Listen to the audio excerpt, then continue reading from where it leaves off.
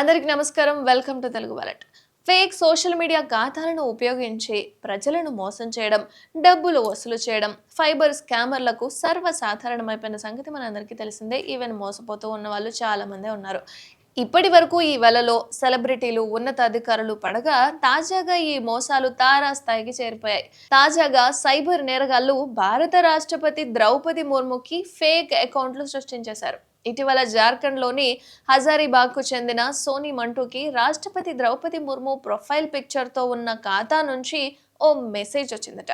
మొదట సోనీ మంటూర్‌కి ఆ అకౌంట్ నుంచి ఫ్రెండ్ రిక్వెస్ట్ వచ్చింది. నేను ఫేస్‌బుక్‌ను చాలా తక్కువగా వాడతాను.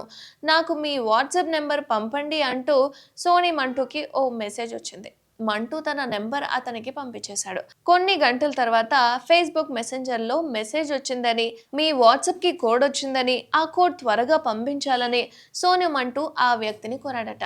ఇదేదో తేడాగా ఉందని గ్రహించిన సోనీ మంటూ రాష్ట్రపతి భవన్, జార్ఖండ్ పోలీసులకు ట్యాగ్ చేస్తూ ఎక్స్‌లో వివరాలను షేర్ చేశాడు. ఈ ట్వీట్ చూసిన రాంచీ పోలీసులు వెంటనే అప్రమత్తమై ఫేస్‌బుక్ పోస్టుకు స్పందించారు. సోనీ మంటూని సంప్రదించి వివరాలను పోలీసులు అడిగి తెలుసుకున్నారు. ఎవరు చేశారన్న కోణంలో పోలీసులు దర్యాప్తు ప్రారంభించేశారు. దీనిపై దర్యాప్తు చేస్తున్నామని ఎస్ఎస్పీ రాంచీ చందన్ సిన్హా తెలిపారు. ఇక ఈ కేసుకు సంబంధించిన అన్ని వివరాలను పరిశీలించి సమగ్ర దర్యాప్తు చేయాలని ఏజెన్సీలను కోరామని చెప్తున్నారు.